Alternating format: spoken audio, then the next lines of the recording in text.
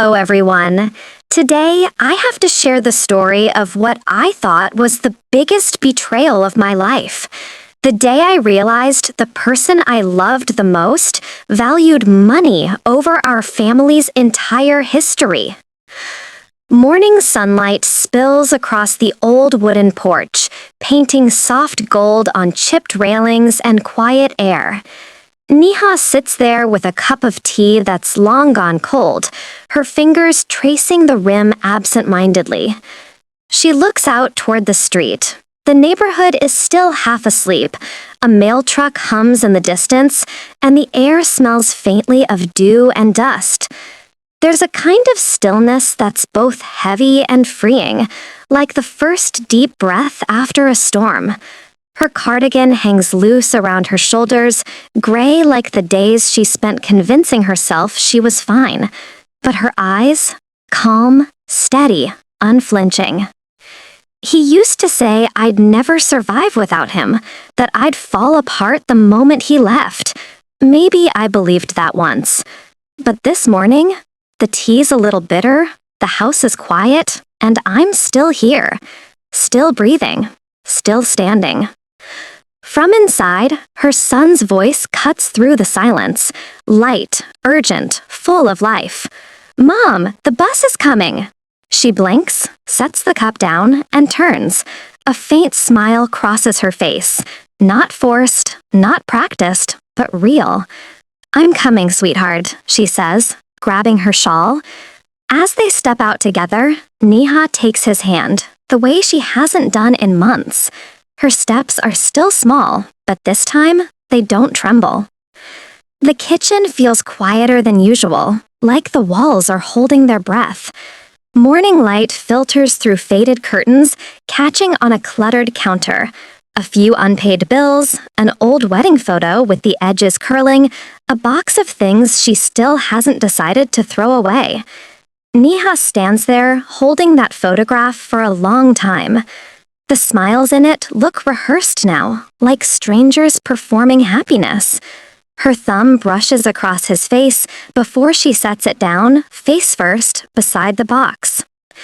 She opens the drawer, looking for something, maybe courage, maybe closure, and instead finds an old note in his handwriting. "Don't mess this up." For a moment, her throat tightens. The same words that used to echo in her head every time she hesitated, every time she doubted herself. She folds the note in half, then again, until it's nothing but a small, hard square in her palm. "No," she whispers to herself, barely audible. "Not this time." She drops it into the trash can, exhales deeply, and lets the silence settle again. But this time, it doesn't feel suffocating.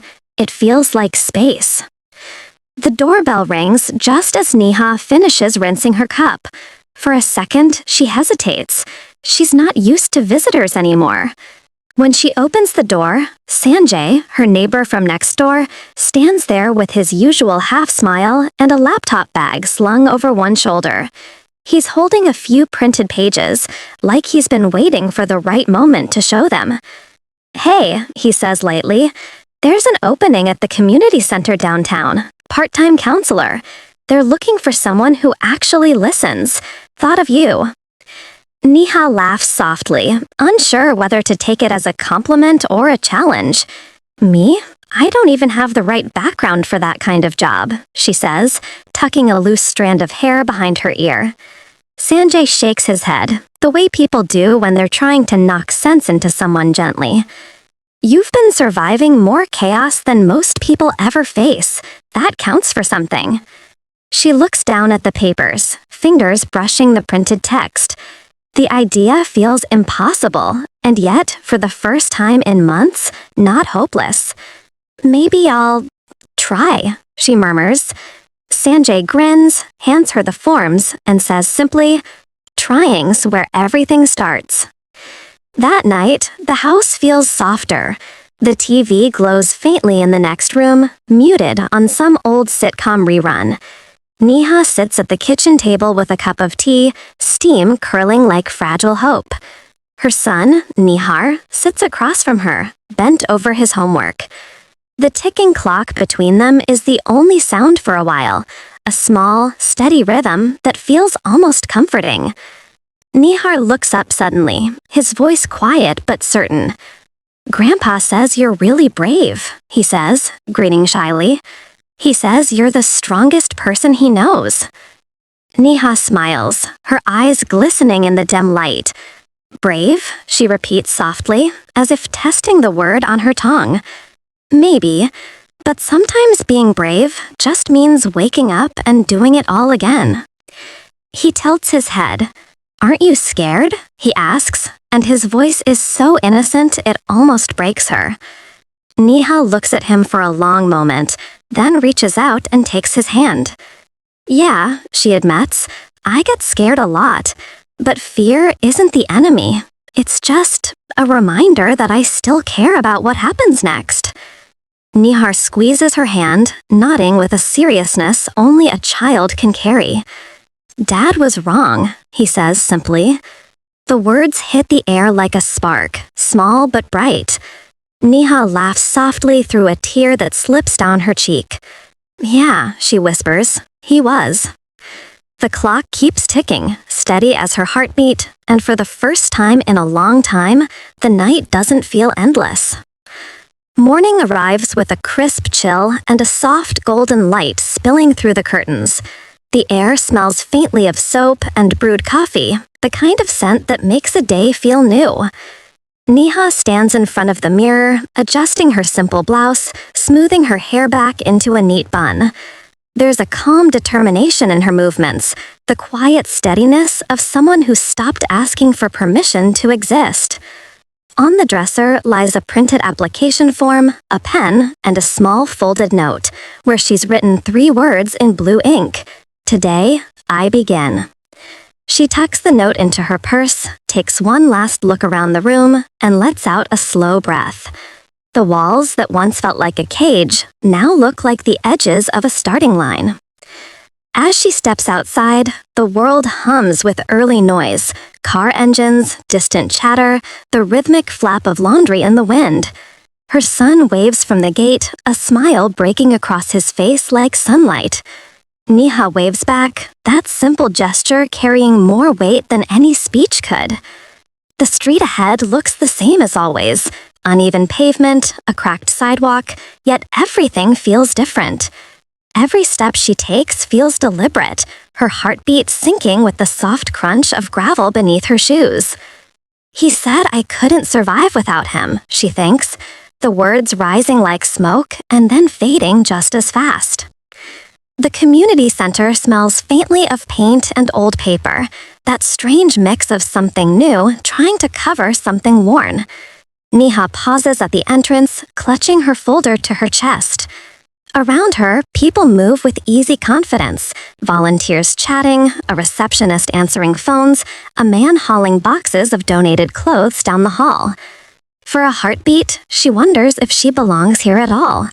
But then she straightens her shoulders, draws in a deep breath, and walks toward the front desk. "Hi," she says, her voice steady but soft. "I'm here about the counseling position."